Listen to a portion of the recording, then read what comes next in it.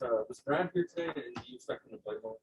He was not here today. And obviously we know that the situation, understand where he is. Obviously our thoughts and prayers are with him and his family, you know, because I understand the gravity of the situation is very difficult to process. He will not play tomorrow. So we've been in this situation before, and, you know, obviously we want to make sure that he knows that we're thinking about him, and we're lifting him and his family up in prayer, but we still have a job to do, and I think we'll be all right. Was everyone else available today? Yes. What adjustments do you have to make? Not having Brad, obviously, the Pacers without him, but obviously he's such an important component as a leader on the field. Sure. Well, I think the biggest thing is we rely on him to, you know, kind of bail us out at times, and we have guys who can score the ball, but we have to get back to it, you know, making sure we're moving and sharing the ball, get that body and ball movement. Because I think, you know, you get defenses shifting second, third side, it really opens things up for us. The game comes easier. When we get static, we fall into those no pass possessions. That's where we become easier to guard. Was Montrez here? I didn't see him. He had a migraine this morning, and he notified us and did not participate in the basketball part of practice. And you guys are number one in the league in efficiency on cuts. Thanks for the session. So we need to be cutting more. Is that what you're saying? Has that been a big point of emphasis, and just what makes you guys so good in that regard?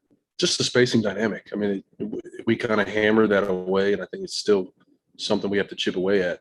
At times we do stand and become easy to guard. We guard ourselves. So the spacing with the amount of shooting we can put on the floor, the more we can get to our spots, open up the floor, cut and move, that really helps those driving lanes. And once we hit the paint and kick out, it's been good for us.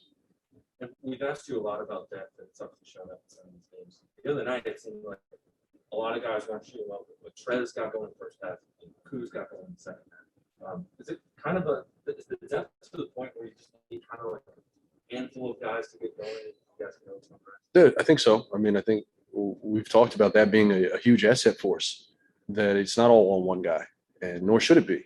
You know, that guy's going to have the gravity of attention because of his skill set.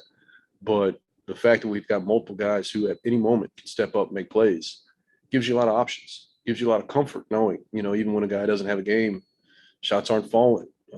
Somebody at some point can kind of get us going in the right direction.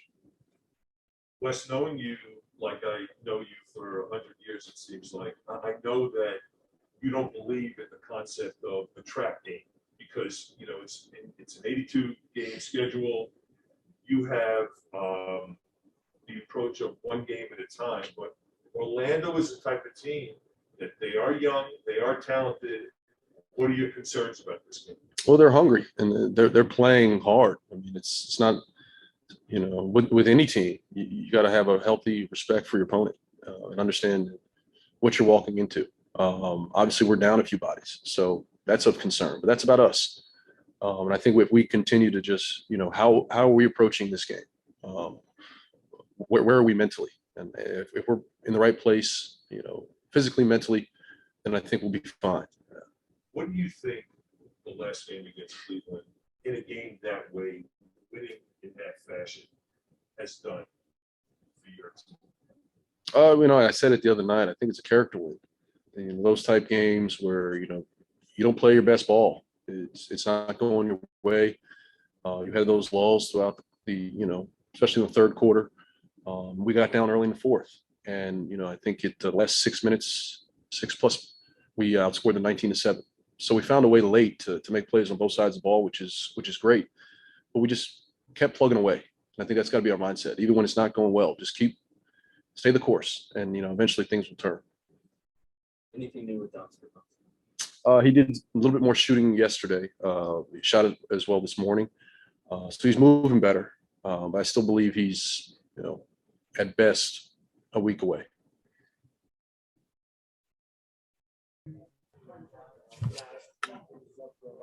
All right, Coach, we'll head over to Zoom. Take a question from Neil.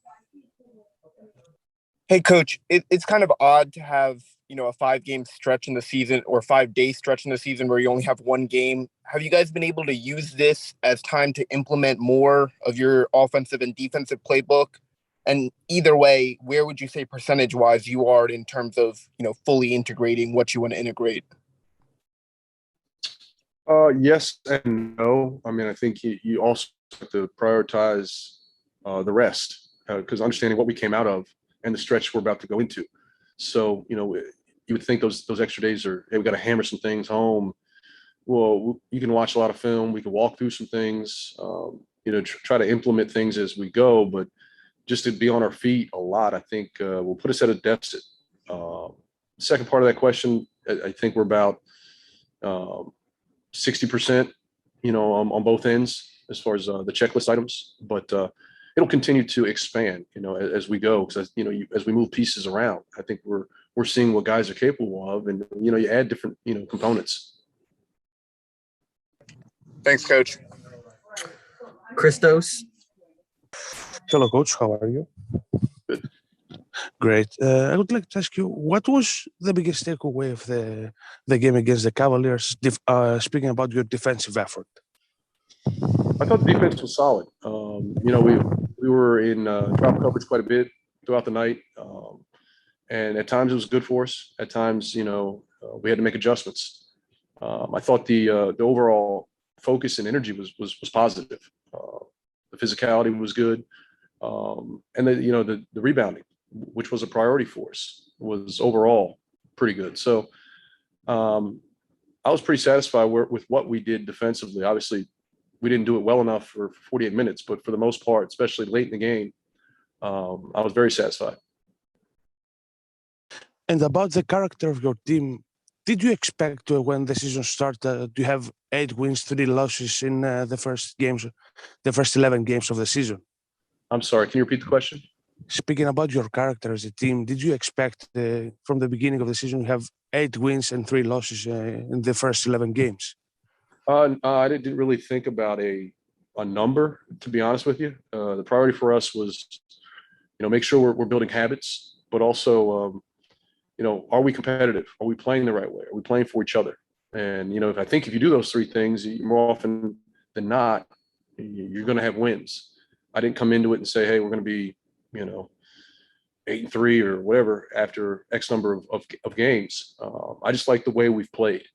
And the ball's bounced in our favor thus far. So it's a positive, but continuing to build, continue to get better. I don't think we can ever get complacent and think we're good. We have to just continue to find ways to prioritize what's important and then make sure we're getting better every day. Thank you very much. All right, coach, that's it. Thank you for your time. Appreciate it. Thank you. I think we've been there before. Of course, he's our best player, and it's always tough when he's out. But we have guys that can play. We have guys that are gonna step up and make plays for us. But I think the main thing is just keep playing the right way, with or without Brett or other players that we might be missing. We just have to keep doing what we're doing, playing hard defense, moving the ball, sharing the ball, and playing good basketball. I'm pretty sure other guys gonna step up. And when it comes to the depth that you guys have, obviously it seems like it's been a plus. And the other night, a lot of guys weren't shooting well, but you had Trez go off in the first half and Kuz go off in the second half. When there's so many players that you kind of only need a few to shoot well on a given night, what does that do to a player on the team? Does it take any pressure off? I mean, for sure. I think to your point, I think the main thing is our defense. Because if your defense is holding them up like we want to, I think we don't need as many guys going off and scoring. So I think that's being huge. That's been the best part for us. We definitely got depth, and if you keep playing the right way, the ball gonna find open guys, and they're gonna make play for us. The other day was Trez and Kuz. Other days has been Spencer, Brad. Other guys that been good for us, and I think that's the strength of that team. I think when other teams come play us, they don't know. I mean, it's not like they're shutting one guy off and we're gonna, they're gonna win the game. We have other guys that can score, that can make plays, and every game has been different. You've long been known for your defense, but I'm sure sometimes you get on the court and maybe not everyone is a really good defender. What's it like being in lineups now where you guys can have all 5 players who are really good defensive players? I mean, it's good, having guys that play defense, that care, that has proud on not letting your guys score. It's huge. I think and that's the mentality we have. I'm not gonna say we have the best defense or we play defense great all the time, but we care all the time. And when sometimes we miss a coverage or we miss a help, we know that guy's gonna be there and gonna give 100% to cover that mistake.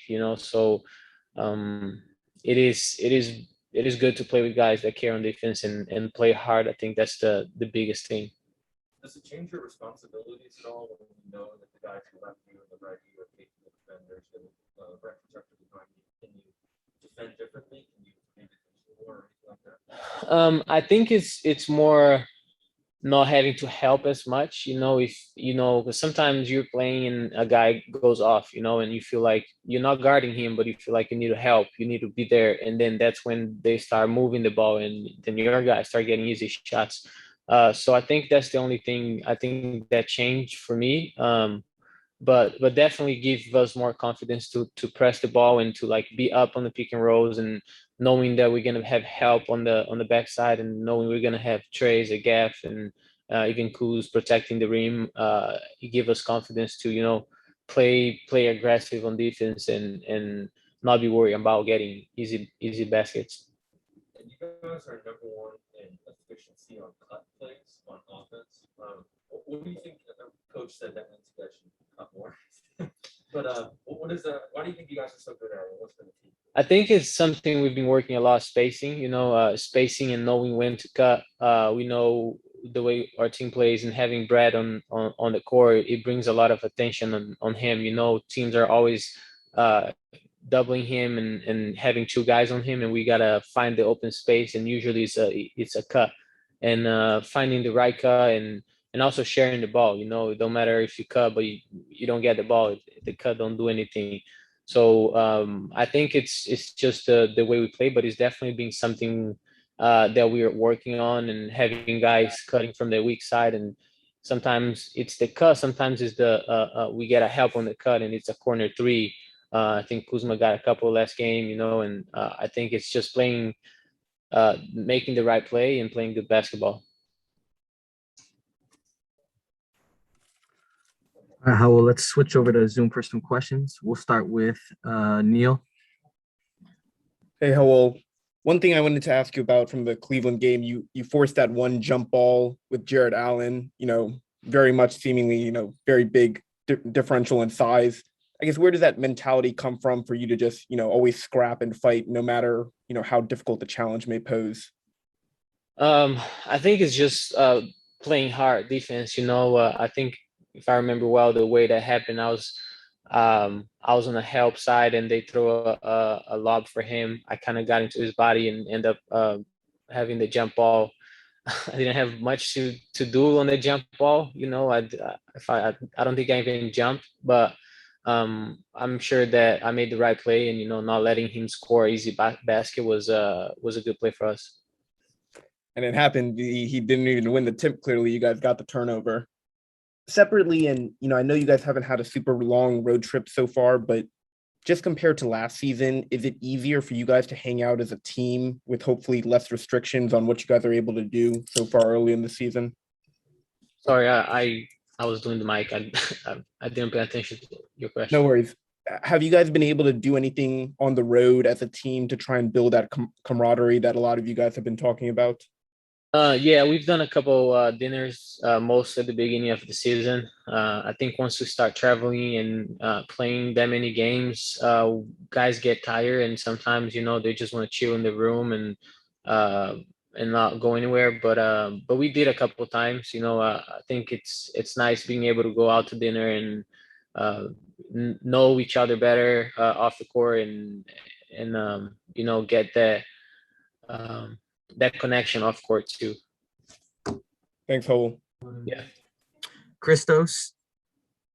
Hey Raul, how are you? Good, how are you? I'm fine, thank you. Raul, from your perspective, how good are the Wizards this season? I think we're pretty good.